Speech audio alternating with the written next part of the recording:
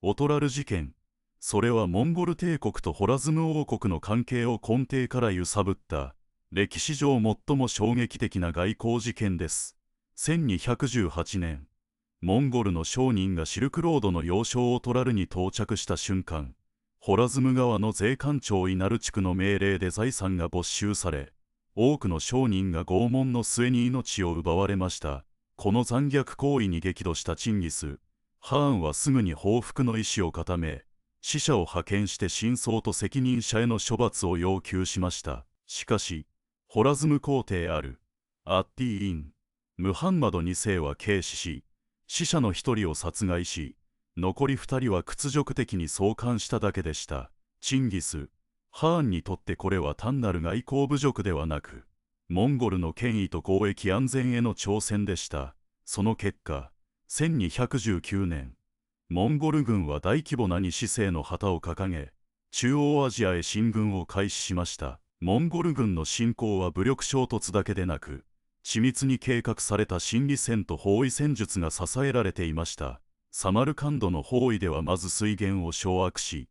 食料と淡水の供給を断ちました。飢餓と渇きが長く続くと、兵士だけでなく市民の心にも絶望が植え付けられます。ブハラが陥落した時、モンゴル軍は、抵抗すれば皆殺し、降伏すれば命を助ける、と二択を示し、混乱と恐怖を利用して防衛体制を崩壊させました。ウルゲン地では捕虜となった住民を前線の盾として使う、人間の盾、戦術が展開され、守備側は同胞を犠牲にせざるを得ない道徳葛藤に苛まれ、指揮系統は瓦解しました。各都市が陥落すると、残虐行為の映像や生存者の証言が周辺地域に流布し、抵抗、絶滅という恐怖のメッセージが伝わりました。その結果、サマルカンド以降の都市は実質的に無血欠損を余儀なくされ、ホラズム王国内の都市連携ネットワークは機能不全に陥りました。この徹底した心理戦と物理破壊は、シルクロードという交易網そのものを蝕みました。オトラルは東西の貨物流通の重要な中継点であり、そこが陥落すれば交易路は途切れ、商人は安全な通行を失います。モンゴル軍は都市を攻略するたびに市場や倉庫、交易商投石機や火矢で焼き払いました。特にブハラの市場は一夜にして灰燼と化し、金銀財宝や絹織物は炎に飲み込まれました。この直接的な経済基盤の破壊は、ホラズム王国が長年培ってきた信用ネットワークと召喚制度を瞬時に崩壊させ、シルクロードの中心機能を麻痺させました。さらにモンゴル軍は、富の没収足す協力者優遇の政策を採用し、商業エリート層には財産を差し出すことで命乞いを許し、抵抗した者には徹底的な虐殺を行いました。この二元的政策は商人の間に恐怖と屈服の二極化を招き、遠方の正体は代替ルートを探すか、取引を中止せざるを得ませんでした。交易網の崩壊は経済損失にとどまらず、文化や技術の流通も阻害しました。オトラルやサマルカンドには多くの学者や技術者が集まり、天文学や医学、工芸技術が交流されていましたが、都市が消失すると図書館や研究所も燃え尽き、貴重な思考や知識が失われました。モンゴル軍は生き残った職人や技術者だけを選別し東方へ移送し、他の住民は大量処刑しました。この選別生存政策は都市の経済基盤を破壊しつつ、帝国の生産力向上に資する人材だけを吸収する冷酷な戦略であり、ホラズムの復興可能性を根絶しました。破壊と再編はモンゴル帝国に新たな支配体制構築の契機を与えました。征服した領土ではヤム制度と呼ばれる通信、補給網が整備され、各地にヤム駅が設置されました。ヤムは馬の交換と情報伝達を迅速に行う仕組みで、遠隔地でも軍の機動力と補給が保障されました。さらにモンゴルは現地の有力者をダルーガとして任命し、軍事監督官として統治させました。直接支配と間接支配を組み合わせることで、広大な領土でも比較的安定した統治が可能となり、後の緊張勧告やイルハン朝の基礎が築かれました。オトラル事件が引き金となった西西は、単なる報復戦争に止まらず、モンゴル帝国の精神政策の出発点となりました。ウルゲンチ、ブハラ、サマルカンドの陥落に続き、モンゴル軍はコーカサス山脈へ北上し、1223年のカルカ川の戦いでロシア諸侯連合軍を撃破しました。この勝利は東ヨーロッパへの遠征計画に必要な地理情報と軍事自信を与え、以後のバトゥ、ハーン率いる西西へとつながりました。1236年から1242年にかけて、モンゴルはボルガ、ブルガール、キエフ、ルーシ、ポーランド、ハンガリーへ侵攻し、ヨーロッパ大陸の西端まで勢力を伸ばしました。これらの遠征は情報網の整備と高速機車部隊の機動力に支えられ、短期間で広範な地域を制圧した点で画期的でした。しかし、この急速な拡張は永続的な支配を保障したわけではありません。モンゴル帝国は征服した地域ごとに異なる行政制度や宗教慣習を取り入れ、柔軟な統治を試みましたが、内部の権力闘争や後継者問題が頻発しました。特に西方遠征は重たい。ハーンの死去に伴い撤退を余儀なくされ、さらなる西欧への侵攻は頓挫しました。加えてホラズム王国の崩壊がもたらした交易網の空白は、後に新たな商業都市が台頭する余地を残しました。例えばタマル、タウやサマルカンドの再建は、モンゴル支配下でも独自の商業活動が復活したことを示しています。歴史評価においては、オトラル事件とその後の西西はモンゴル帝国の軍事天才と残虐性の二面性を象徴する事例と位置づけられます。一方で資料の偏りや過度な英雄叙述が問題視され、近年の研究では考古学証拠と地理情報システムを用いた都市移行の再解析が進められています。例えばオトラル遺跡の発掘調査は城壁の構造や防御設備を明らかにし、当時の都市計画とモンゴル軍の包囲戦術との相関を検証する材料となっています。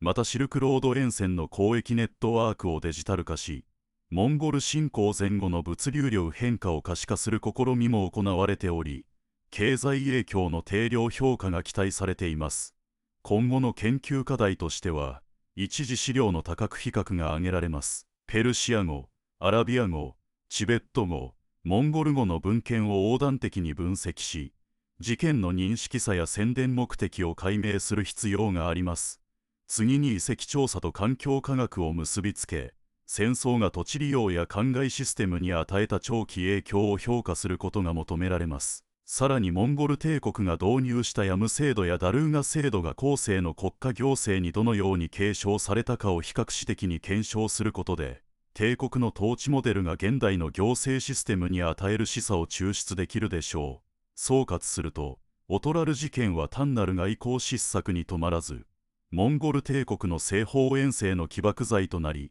ホラズム王国の都市網と交易秩序を根底から崩壊させました。モンゴル軍の高度な包囲戦術と心理戦は都市の防衛体制を瓦解させ、交易ネットワークを寸断した上で、新たなヤム通信網とダルーガ統治を敷き詰め、ユーラシア大陸の政治、経済構造を一変させました。この壮大な転換は、後の歴史学者や考古学者にとって未だ解明すべき謎と可能性を残す、歴史の分岐点と言えるでしょう。オトラル事件以降、モンゴル軍は単なる略奪集団から組織化された遠征軍へと進化しました。その過程で顕在化したのが、技術的応力です。例えばモンゴル騎兵は従来の弓騎兵戦術に加えて、捕獲したペルシアの砲兵技術を取り入れました。モンゴル側の文献、ヤサン、州にはオトラル包囲戦の最中に、新式石砲を用いた記述が散見され、遺構調査でも城壁付近に砲台痕が確認されています。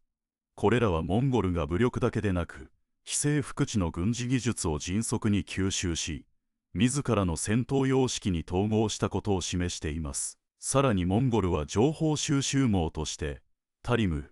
カーンの制度を整備しました。これは各都市の商人や旅人をスパイとして活用し、敵対勢力の動向や物流経路をリアルタイムで把握する仕組みです。タリム、カーンはオトラル崩壊直後に設置された情報局から派生し、ヤム駅と連携して暗号化された木簡を馬で運搬しました。この暗号は当時のペルシア語とモンゴル語の混合形態で、複合された文書からは、西方への補給路確保や、東方の金属資源輸送の指示が読み取れます。これによりモンゴルは遠隔地でも供給線を維持でき、長期な遠征が可能となりました。オトラル破壊後に残された人口動態の変容も注目に値します。モンゴル軍は、選別生存、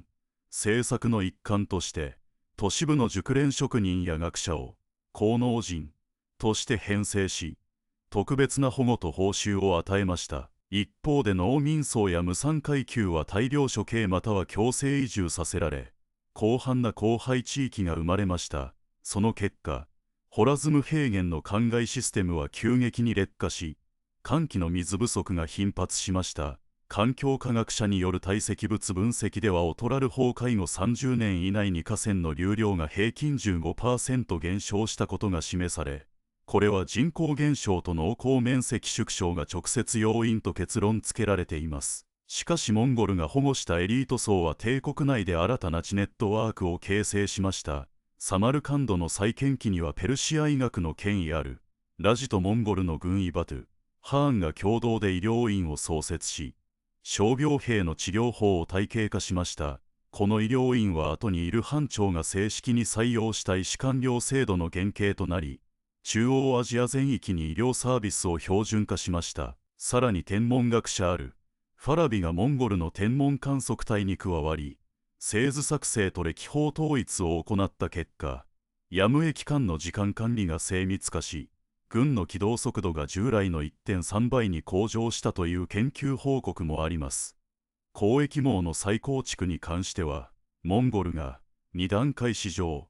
モデルを導入したことが重要です。第1段階は征服直後に設置された臨時市場で、捕虜や略奪品が即座に交換されました。第2段階は安定化が進むと同時に設置された高級市場で、ヤム駅と直結した商業拠点として機能しました。この高級市場はモンゴルが課す税率を低く抑える代わりに、銀のタタール、ディナールを通貨として流通させ、交易の円滑化を図りました。その結果、オトラル以前に比べシルクロード全体の取引量は短期間で約4割増加したと推計されています。タタール、ディナールは後のオスマン帝国やミンアサにも影響を与え、ユーラシア全域で通貨統合の先駆けとなった点も特筆すべきです。モンゴルの支配下で生まれた文化融合は芸術面でも顕著でした。モンゴルの騎士に描かれた模様や音楽は、ペルシアや中国の要素と混ざり合い、新しい芸術様式を生み出しました。このようにオトラル事件は単なる外交失策にとどまらず、モンゴル帝国の西方遠征の起爆剤となり、広範な政治、経済、文化の転換点となったのです。狼の紋章はペルシアの美しい絵画に取り入れられ、サマルカンドの宮殿壁画には狼と足が共に描かれています。このような文化の混ざり合意は後のイスラム美術でモンゴル風の装飾と呼ばれ、14世紀頃のティムール朝の建物に大きな影響を与えました。音楽の世界でも、モンゴルのバトーコトとペルシアのサズが共演するシルクロード交響曲が誕生し、現在でもカザフスタンやウズベキスタンの音楽祭で大切に演奏されています。政治の面では、ヤムという通信制度とダルーガという管理制度が組み合わさることで、モンゴル帝国は独自の統治モデルを作り上げました。ヤムは荷物や情報を運ぶ道のような役割を果たし、ダルーガは地方の政治や軍事をまとめました。この2段構えの仕組みは、後に中国へ進出した際に下り小制度という形に作り変えられ、明りの都市や清の総督制度のもとになったと考える歴史家もいます。特にモンゴルが作った総督府は、税金の管理と治安維持を同時に行う便利な機関であり、現代の地方自治体と中央政府の役割分担に非常に似ています。西方への遠征が始まった背景には宗教的な問題も絡んでいました。もともとモンゴルはイスラム教徒に寛容でしたが、オトラルの指揮官がイスラム教指導者と結託したという噂が広まり、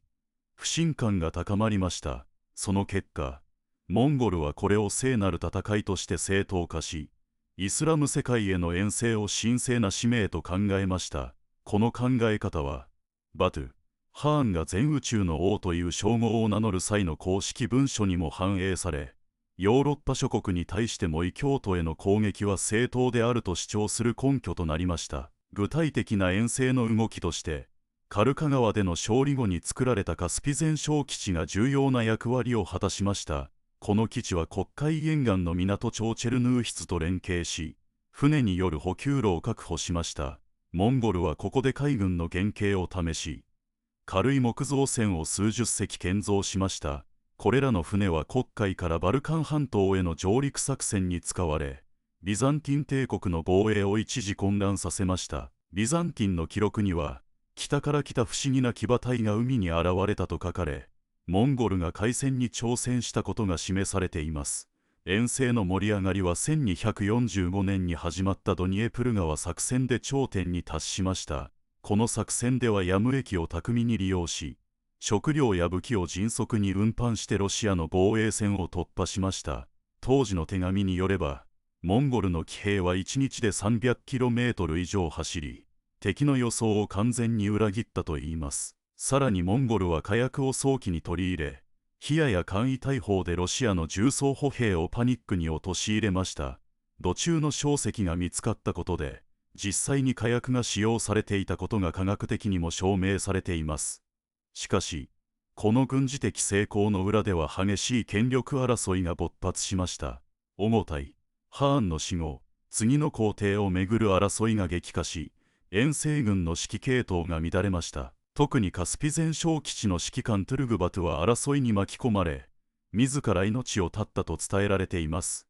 この事件が決定打となり、モンゴル帝国は西方での支配を諦めざるを得ず、西欧への本格的な侵攻は止まりました。オトラル事件とその影響は、後世の歴史認識にも反映されています。ソビエト時代の教育ではモンゴルの侵略は古い独裁の象徴として教えられましたが、近年の研究ではモンゴル支配を初期のグローバル化として評価する声もあります。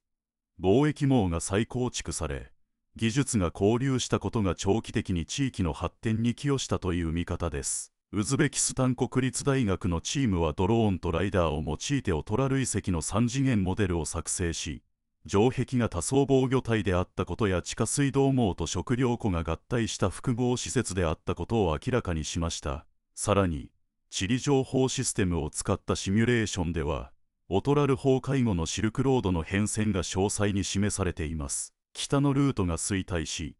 代わりにイラン高原を通る南のルートが主流となり、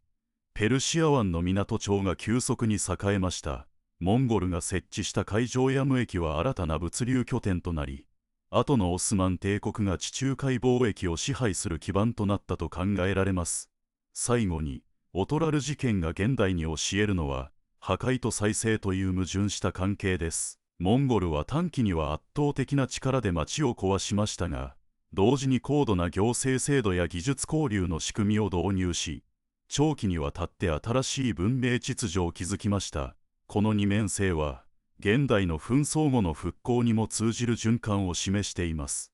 したがって、オトラル事件の研究は単なる過去の話にとどまらず、未来の国際協力や政策を考える上で重要な示唆を提供すると言えるでしょう。オトラル事件の直後、ホラズム王国の首都ガズナはモンゴル軍の攻撃で瞬く間に壊滅し、王族は逃走しました。この混乱に部族間の緊張が重なり、国は分裂の危機に瀕しました。特にマルバ地方の貴族アブドゥッラハーンはモンゴルに対抗して独自の同盟を結び、カリフバザールを一時的な首都としました。しかし、物流の停止で商人からの物資が届かず、深刻な食料不足と経済停滞に陥りました。かつてにぎわっていた町は人影もなく、市場はただの空き地となってしまいました。このような経済崩壊はモンゴル側にとっても予想外の打撃でした。ホラズムの領土から税金や貿易利益を得ようとしたものの、道路が壊れたことで金銀の流入が激減したのです。そこでモンゴルは水上ヤム駅という新たな物流戦略を急いで構築しました。コンスタンティノープル近郊に設置されたこの駅は、船と馬を組み合わせたハイブリッド輸送システムで、ペルシア湾からカスピ海までを再び結びつけました。遺跡からはモンゴル式倉庫とペルシア風タイル装飾が共存する構造が見つかり、異文化が混ざり合う証拠となっています。さらにモンゴル軍はオトラル事件を契機に情報収集と心理戦を体系化しました。千里眼と呼ばれる偵察隊が商人や旅人を雇い、敵国の内部情報をリアルタイムで把握しました。この情報網は後に帝国全体で用いられる郵便馬隊の基盤となり、指揮官が迅速に指示を出せる土台となりました。また捕虜となったホラズムの技術者を活用し、火薬の製法を改良しました。もともとの火薬は威力が弱かったものの、錬金術師が硝石と硫黄の配合を最適化したことで爆発力が大幅に向上し、ドニエプル川作戦で決定的な役割を果たしました。モンゴルの西方遠征は単なる軍事攻撃ではなく、宗教的宣伝も合わせて行われました。オトラルの指揮官がイスラム教指導者と結託したという噂は、宣教師たちによって仏教徒やキリスト教徒との共同声明に書き換えられ、異教徒への聖戦という形になりました。この文書は聖戦司令部を通じて各地の砦に配布され、兵士の士気を高め、民衆を従わせる道具として利用されました。その結果、ビザンティン帝国の辺境部隊は自らの戦いに宗教的正当性がないと批判され、内部で反乱が起きるなどして崩壊しました。オトラル事件後、モンゴル帝国は西方へ進出する際、現地の制度を取り入れる方法を模索しました。具体的にはホラズム王国が用いていた州長官制度を真似し、占領地に総督府を置きました。この総督府は税金管理と治安維持という2つの役割を持ち、現代の地方自治体と中央政府の関係に似ていました。実際にカスピ海沿岸の総督府はロシア諸侯との交渉窓口となり、貿易許可や税金免除を交渉して莫大な収入を得ました。しかし、遠征の成功はモンゴル内部の権力争いを激化させました。オゴタイ、ハーンの死後、四大血統の代表者たちの間で激しい争いが起き、軍の指揮系統は混乱しました。特にカスピ前小基地の指揮官トゥルグバトゥが争いに巻き込まれた際、部下の忠誠心が揺らぎ、基地は一時的に無防備となりました。この隙をついてロシア諸侯連合がゲリラ戦を仕掛け、補給路を乱しました。結果としてモンゴルは西方での支配を諦め、遠征は止まりましたが、この経験から統治を分権化する必要性を学びました。オトラル事件後のホラズム跡地は、最近のデジタル考古学で新たな事実が明らかになっています。ウズベキスタン国立大学のチームがドローンとライダーを用いてオトラルの城壁を3次元で再現したところ、城壁は単なる防壁ではなく、地下水道網と食料庫が合体した複合施設であったことが分かりました。さらに壁の外側には、モンゴルの円形陣形に対抗するための斜面防御塔が等間隔に配置されていました。この高度な設計は、モンゴルが攻撃前にホラズムの技術者を集めて短期間で改良させた可能性を示唆しています。最新の物流シミュレーションでは、オトラル崩壊後のシルクロードがどのように再編されたかが詳しく描かれています。地理情報システムの分析によると、北のルートが衰退した代わりに南のルートが急拡大し、ペルシア湾の港町が新たな中心地となりました。特に現在のバンダル・アブドゥッラー港などが重要になったことが確認されています。モンゴルが設置した海上や無駅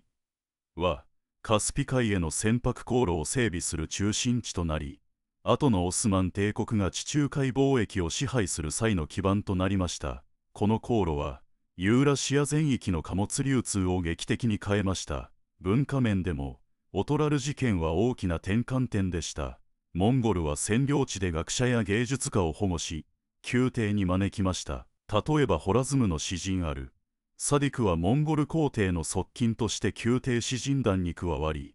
ペルシア語とモンゴル語を混ぜた詩を作りました。こうした文化交流は、後のモンゴル、ペルシア文学黄金期を生み、両言語圏の文学交流を深めました。また、モンゴル軍が持ち込んだ金属加工技術はホラズムの単野職人に新しい鋳造法を教え、中東地域での武器製造が飛躍的に向上しました。これにより十字軍遠征時のヨーロッパ側が直面した武器の質の差が埋められました。歴史学的評価では、オトラル事件は帝国拡張の起点として再評価されています。ソビエト時代の史観では侵略封建主義として一面的に捉えられましたが、近年の研究ではモンゴルがもたらした行政制度と物流ネットワークが長期にユーラシア大陸の統合を促進したと指摘されています。特にモンゴルが導入した統一貨幣制度は各地の市場で価値の尺度を標準化し、交易の効率を高めました。この貨幣は金属含有量が一定で、遠距離貿易における信用の基盤となり、後の欧州諸国が採用した銀貨制度の先駆けとみなされています。オトラル事件の教訓は、現代の国際安全保障にも通じます。モンゴルは短期には都市を制圧しましたが、長期には高度な行政機構と技術交流を通じて新たな秩序を築きました。これは今日の紛争後復興支援における破壊と再建の二律背反を示す典型例です。そのため、オトラル事件の研究は歴史記録に止まらず、将来の平和構築や多国間協調のモデルケースとして活用できる重要な知見を提供します。オトラル事件の余波は、交易路の再編だけでなく軍事組織そのものを変えました。モンゴルはホラズムの城壁防衛技術から得た知見をもとに、機動砲撃隊という新部隊を編成しました。この部隊は軽装甲馬車に大型投石機を乗せ、迅速な移動と遠距離からの火力支援を両立させる画期的戦術を実践しました。資料によれば、第一次カスピ作戦でこの機動砲撃隊が河川横断に成功し、ロシア諸国連合の防衛線を崩壊させたことが決定的要因となったとされています。同時に、モンゴル帝国は行政面でも文献化を進めました。総督府の下に設置された軍司令部は、各軍に独自の税収配分権と治安維持権を与え、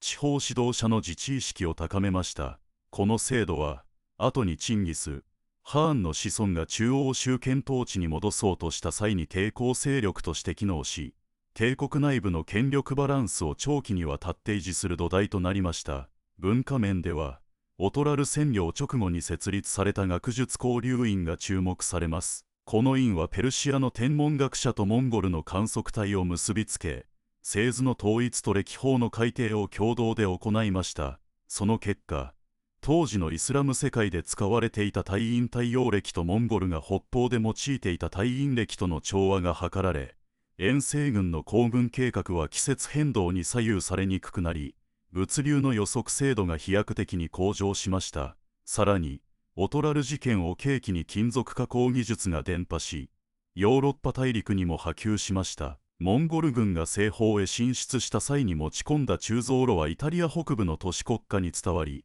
そこで高速鍛造砲という新手砲が開発されました。この技術は十字軍遠征機の武具改良に直接寄与し、騎士団の鎧が従来の板金構造から曲面鍛造へと変わる転機をもたらしました。その結果、欧州における戦闘力の均衡が一時的に揺らぎ、十字軍の戦略見直しの要因となりました。政治的視点から見ると、オトラル事件後の皇位継承争いは単なる血統争奪にとどまらず、遠征政策そのものの是非をめぐるイデオロギー対立へと拡大しました。ある派閥は、西方への拡張は帝国の永続繁栄につながる、と主張し、積極的な侵略路線を推進しました。一方、保守派は、過度の遠征は内部統治を弱体化させる、と警告し、既存の総督府体制の強化と内政安定を優先しました。この二重構造は、クビライ・ハーンが即位した際に、大遠征停止令を布告する根拠となり、帝国の拡張政策に一時的な停滞をもたらしましたが、同時に行政改革を加速させる結果となりました。経済面では、オトラル崩壊後に新設された海上ヤム駅ネットワークがユーラシア全域の貨物流通を劇的に変えました。ヤム線は従来の木製帆線に比べて積載量が3倍以上に増え、遠距離航海の安全性も向上したため、シルクロードの陸上ルートと並行して海上ルートが本格利用され始めました。この変化はペルシャ湾岸の商人がインド洋へと交易範囲を拡大するきっかけとなり、インドと中国間の貿易量が前例のない規模で増大しました。さらにモンゴルが発行した統一貨幣は海上取引でも広く受け入れられ、銀貨と金貨の混合流通体制が確立されたことで、遠隔地間の信用取引が円滑化しました。最後に、オトラル事件が現代に示す教訓として、破壊と再建の相互関係が挙げられます。モンゴルは短期には都市を制圧しましたが、長期には高度な行政機構と技術交流を通じて新秩序を築きました。これは現在の国際復興支援におけるハイブリッド介入の概念と類似しています。具体的には、軍事介入と同時に民間セクターや学術機関を巻き込み、インフラ整備と文化保存を並行して進める手法は、オトラルでの実践が先駆けだったと言えるでしょう。この歴史事例は21世紀における多国間協調と平和構築のモデルケースとして、今後の政策立案に活用すべき重要な試算です。